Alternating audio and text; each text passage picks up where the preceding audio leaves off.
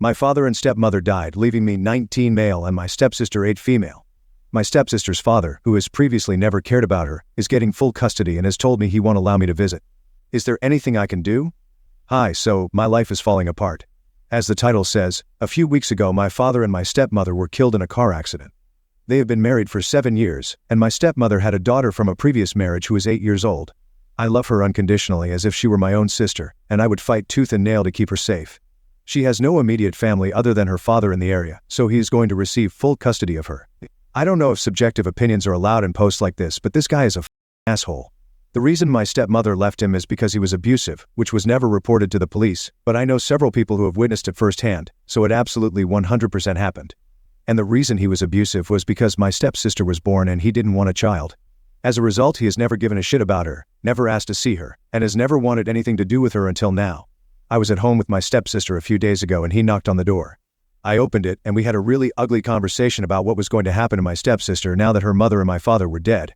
I told him that if he did end up having custody, I would want to be seeing her as often as possible as I consider her my family. He told me verbatim, "That's not going to happen, son. I don't want my daughter spending time with half-caste blood." He's referring to the fact that my father is mixed race and that I am too as a result. I slammed the door. I was absolutely livid, which brings me to this post. So basically, I have a few questions. First, can anything be done to stop him having custody? There are no police reports about his abuse and his criminal record is clean by all the research I have completed. Second, at the very least, could I contend in a court that I have visiting rights to her? I'm not actually related to her, so I'm not sure what the standing is there. Third, if it's not possible to force allowed visits, is there any way I can straight up adopt my stepsister? I have an office job that pays well, so financial security wouldn't be a problem. I have an apartment of my own, and I would be 100% willing to be her full-time guardian. Edit, I want to make it absolutely clear that my sister does not want to live with her dad, and she says she wants to live with me. Update.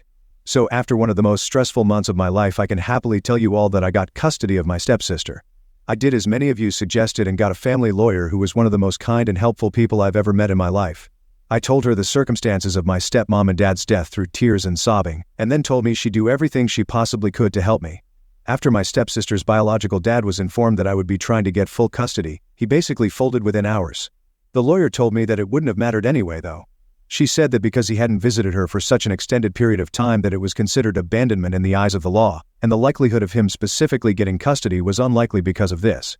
After her biological dad said he didn't want my stepsister, I then spent weeks and weeks filing out the right papers and seeing the right people. I've never signed so many things in my entire life. Because my stepsister had no biological family other than her shithead dad, I was given custody on a silver platter, according to my lawyer.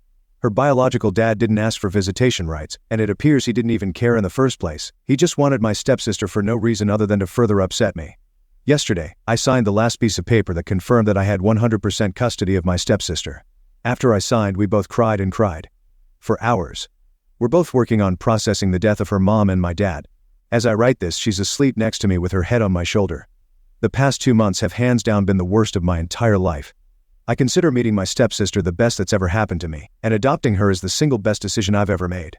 These events have made me realize that family isn't just DNA-based, it's actionable investments in the life of someone you love.